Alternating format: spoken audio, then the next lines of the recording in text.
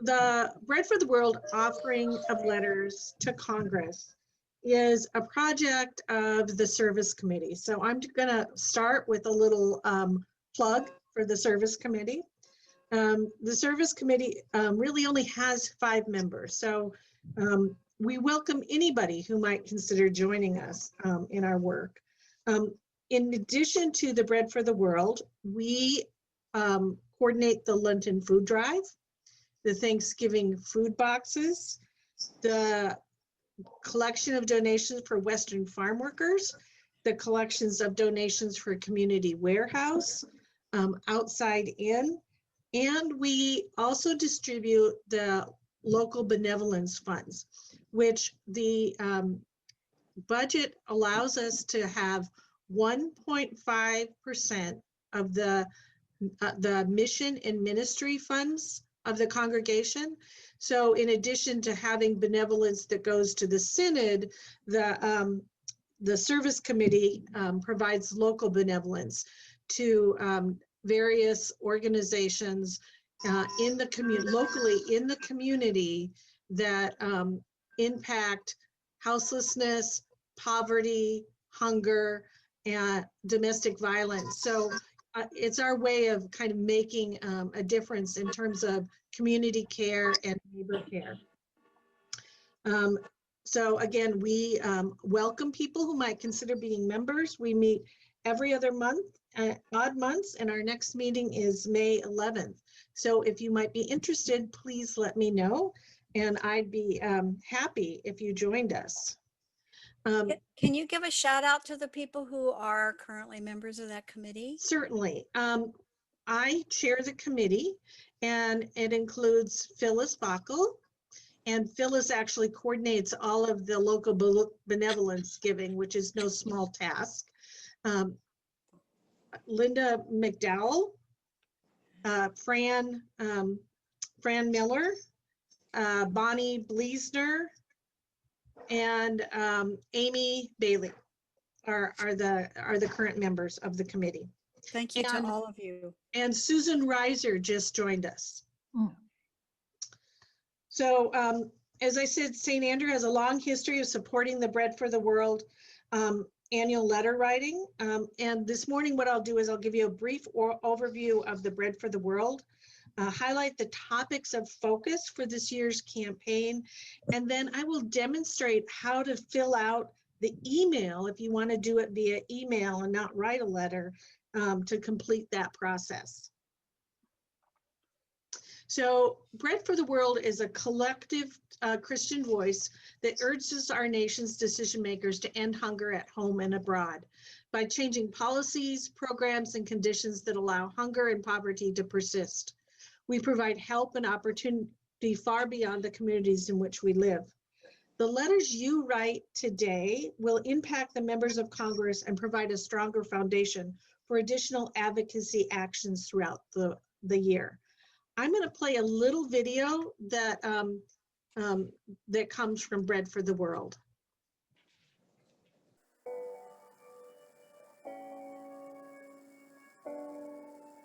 We are moved by God's grace. Por la gracia de Dios en Jesucristo. In Jesus Christ. We are moved by God's grace in Jesus Christ. We are moved by God's grace in Jesus Christ. We are moved by God's grace. To work for justice. A trabajar por la justicia. For hungry people. Para las personas que padecen de hambre. For justice for hungry people. To work for justice for hungry people.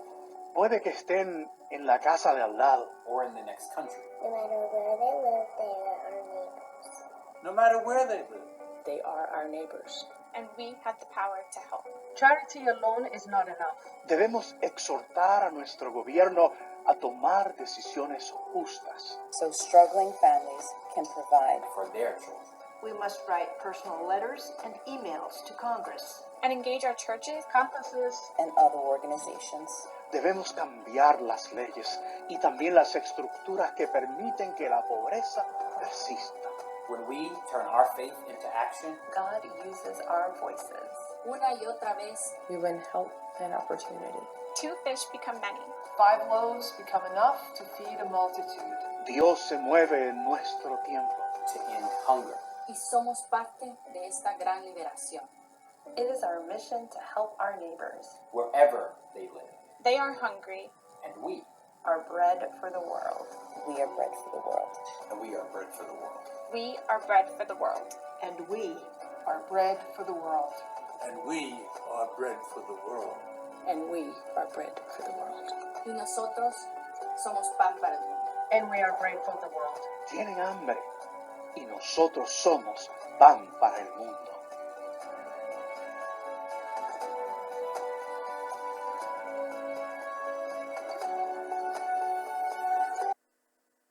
So today, we want you to take action as part of Bread for the World's mission to end hunger. Every year, Bread identifies policies to reduce hunger that people across the nation will write letters about hunger to their members of Congress. The goal is to flood the offices of our elected officials in Washington, D.C. with letters and emails on the same issue so that they know that we as Christians and as their constituents care about issues that affect people living with hunger and poverty. Bread is committed to being ecumenical and bipartisan. There's no specific denomination or political party that has a monopoly on speaking about issues of hunger and poverty. So it's important to understand that advocacy really works. And in 2020, it was obviously a very difficult year as hunger reached historical levels amid COVID-19. Your voices were critical in helping people receive the help that they desperately needed. In 2020, the Bread members helped pass the bipartisan global nutrition resolution, and that was the key ask of those 2020 offering letters. So obviously, it really does make a difference. Bread members successfully advocated for COVID relief that included an increase to the food assistance and expanded food program that helps children access nutrition while schools are closed. And I saw a direct result of that as Henry received lunches every single day, 5 days a week throughout the summer and also throughout the school year. And, you know, the bus brings those lunches and it really is part of that process. The Bread for the World website actually also advocated for the recent passage of the rescue plan, and that also increases that advocacy that people can do.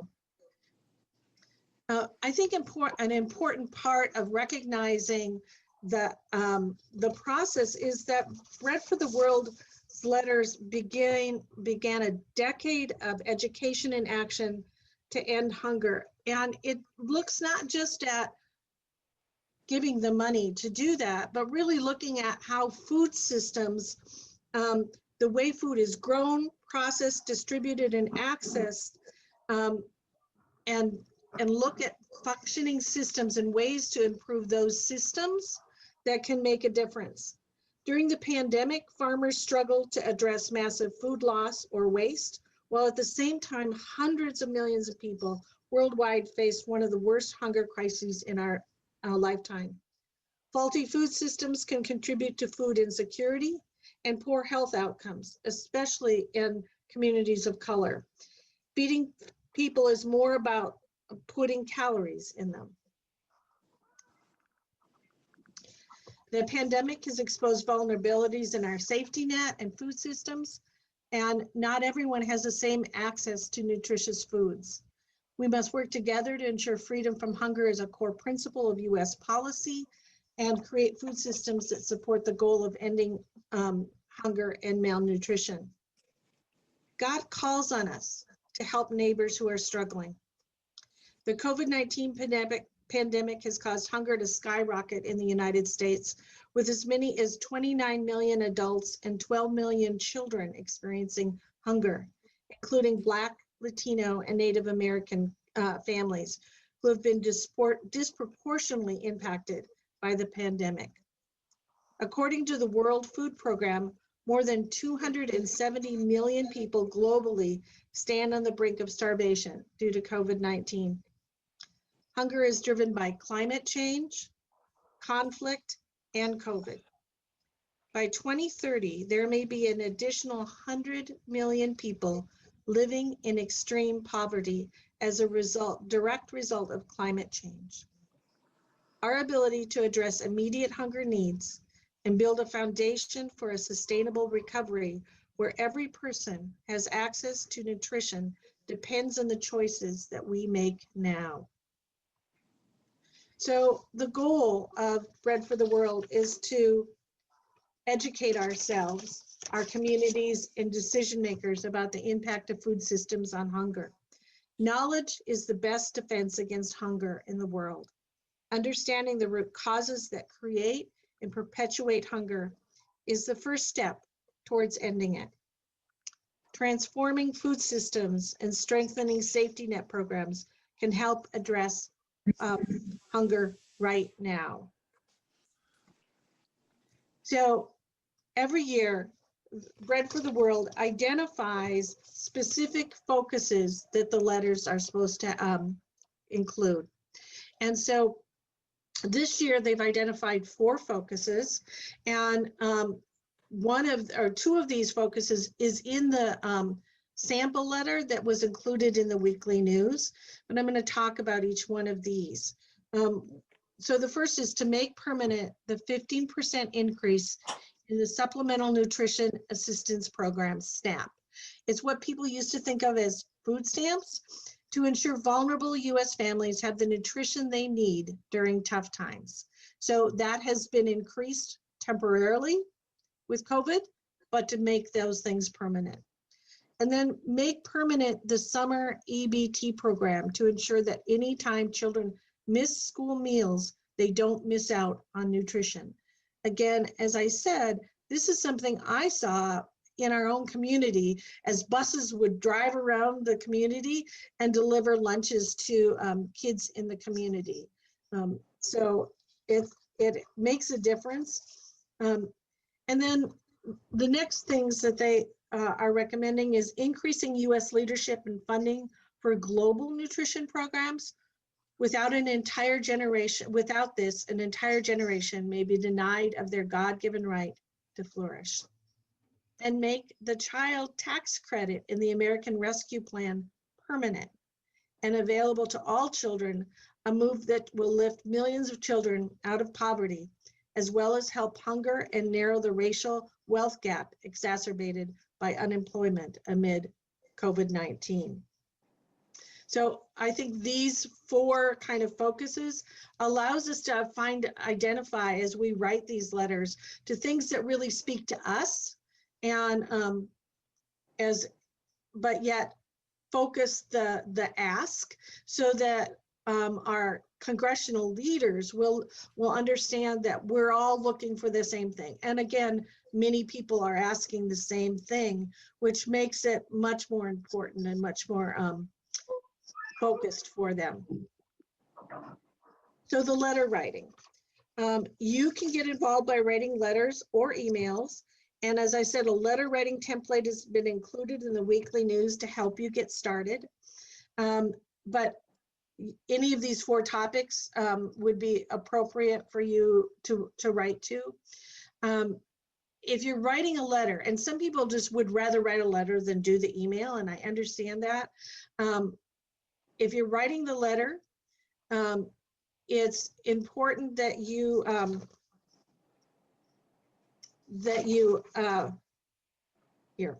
key components of that letter. Make it personal. Describe what motivated you to write. Make your request clear, and that's why they've written these requests out very specifically. And you can go to the Bread website and see exactly what those requests are if one of those speaks to you differently than what's in the sample letter. And then include your address in the letter. They need to know that you are a constituent and who you are, and they will contact you. I've found that after I've written these letters and I've sent these emails, that I have gotten contact from my representatives and from my senators that they've received it and they've heard that. So it's probably not exactly them that are writing those emails, but I have received that. I also think that one of the things that I've found in writing to my representatives is by doing this through Bread for the World, it's kind of empowered me to also contact my representatives in other ways for other things that are really important to me. And it almost empowers me to kind of think that my contribution is more than just voting. It is really communicating to my representatives what's important to me and what I want them to advocate for. And it's not just they're deciding. They need to know what we want and what we're interested in. So I am going to show you now online. This is going to be a challenge, Pat. I might need your help. How to do this online. So I'm going to go to another site. So I'm going to go to the Bread for the World site. So I have to stop sharing, right? Stop share, and then pick that website. I can find it here.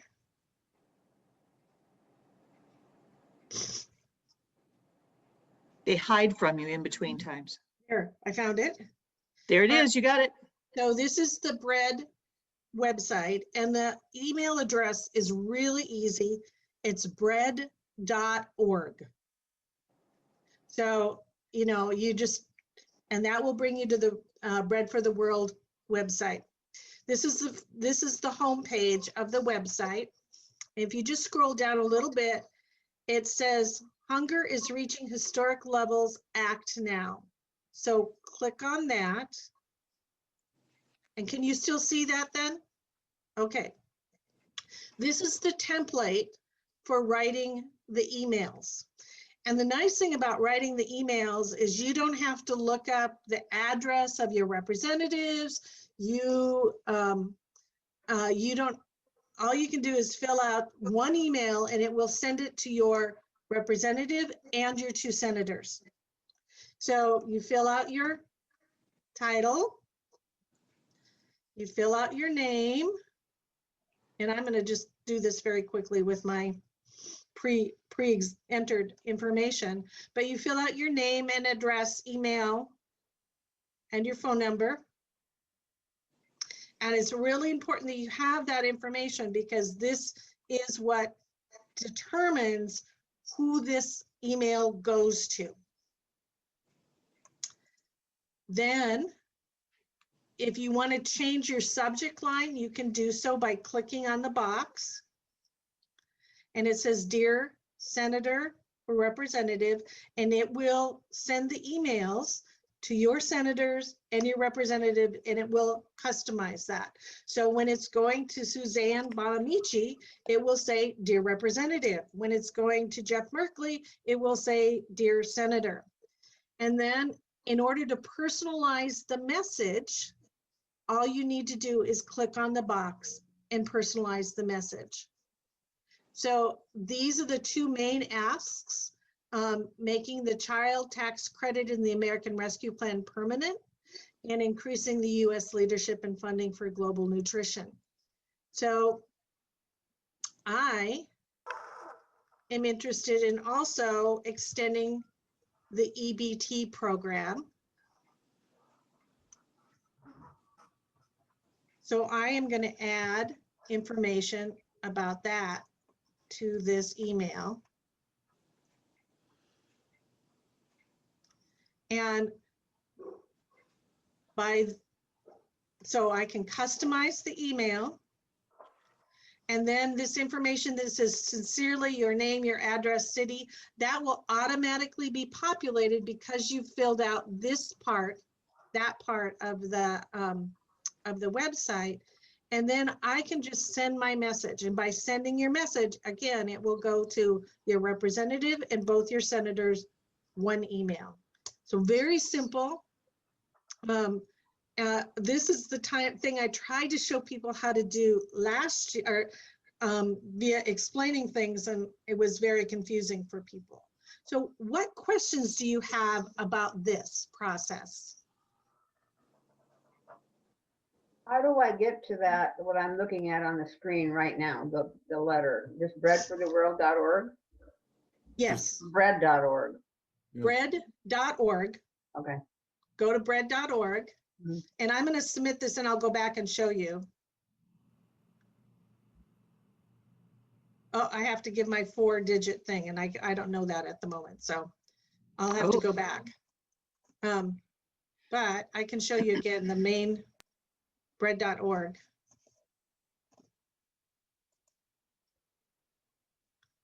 This is what the website looks like when you go to bread.org.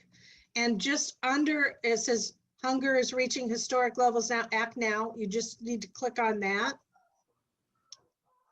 But you can also click on, there's just, if you go down a little bit farther where it says offering of letters to Congress, write to Congress and it'll take you there as well. So it'll take you in both places. So there's actually like 3 or 4 links on the main page to this. So it should be pretty easy to find. So I'm going to have the confirmation kids send a letter collectively. What is does anybody know the ZIP +4 for St. Andrew Lutheran Church? Or do we need to look that up? I don't know. I should know, but you don't happen to know, Mark? Not right off the top. I can look it up. That's okay. Yeah, and I should have remembered the ZIP +4, but the reason that is because it's depending on the community, your representative is based on that point, that ZIP +4. So that's why I have the ZIP. I have the 4. This is Jennifer. Jennifer. Do you? Oh, what is it, Jennifer? It's 0864.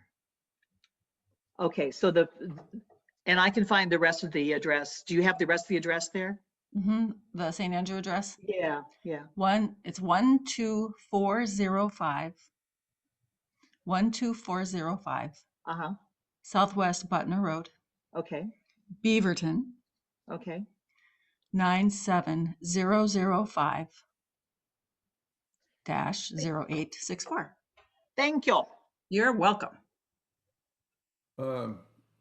Luann, I just had a couple of comments to add, and thanks for laying this out. That was very helpful.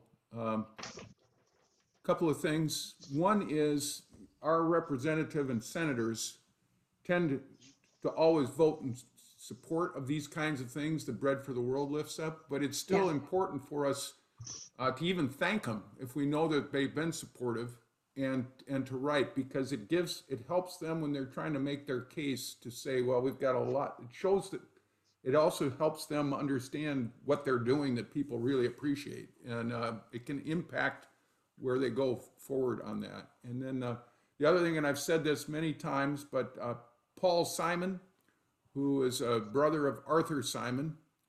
Paul Simon was a senator from Illinois, late senator. But and Arthur Simon, his brother, got Bread for the World going. He was the key founder. But Paul Simon said he would go so far as to say, and I heard him say this at Holden Village when he was speaking, and also at Pacific Lutheran University when he was speaking shortly before he died. He said you can pretty well count on the fact that every letter you send to your representative or your senator saves a life. And he said, so he was really encouraging people not to think, oh, mine isn't going to be important, or it's not that big a deal. And he said, no, it makes a difference what you're writing. And it doesn't mean he himself was going to read every letter, but he's got staff, and then they'll see what kind of issues or letters coming in on, and it can have a real impact in that way. So that was always encouraging to me when I heard. And I think one of the powers of the Bread organization is that as people do this in this annual letter writing campaign that they do, that people are doing it all at once. So the impact is even more powerful. Yeah, and then Bread for the World has a good reputation even across the aisle. So there's people on both sides of the aisle that really tend to trust the research and homework they do. And, they used to say to write handwritten notes, and that'd still be great. But I think the reality is now that you can see that they're willing to work with a greater variety of ways of communicating. And that's just the way things are going. Yeah. And I think the personal stories like Luann has told about Henry's lunches also could be passed. I mean, like you say, they're not reading every letter. Their staff is reading the letters, but they're also, I think, looking for stories to pass on as the senators and representatives are making their arguments and their cases. They can say, we heard from a grandmother in Oregon who da da da da da.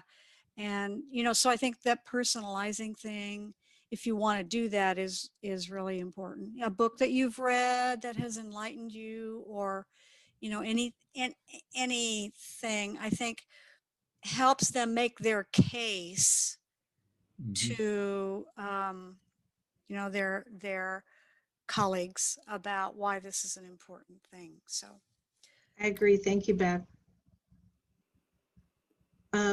So certainly I'd like you to think about getting involved with BRED. You can join the organization and register for updates. The team is the service committee, so here's another plug for the service committee. If you would like to focus on this, most of this PowerPoint was put together by BRED. So I mean, they provide a lot of great resources for us as we move forward. And visit your Congress member. I think that's a really important piece of that. They do town halls, and just another way to kind of advocate for this. I do want to thank everybody who attended and anybody who writes letters. If you send an email, if you write letters, I'd like to know. One of the things that they ask for is that they ask that we report to them kind of the results of our letter writing campaign. And so if you could let me know who you sent letters to or emails to, and what the kind of topic or focus of your ask was, then I can share that with them. And that's just another way for them to understand the complete advocacy. I know it's a little more difficult when we don't have a basket of letters to give like we have in the past, but hopefully we can do that next year. And and thank you all for doing this. I think it will make a difference. Luann? Yes. This is Fran Miller. I was thinking of including in my letters how much the church has contributed to St. Matthew's Pantry, and also the organizations that I personally contribute to, like Salvation Army or the Portland Rescue Mission, to show that we're not only asking them to do something, but we are doing it also. Yeah, that's a great example of the fact that we're living what we're advocating for.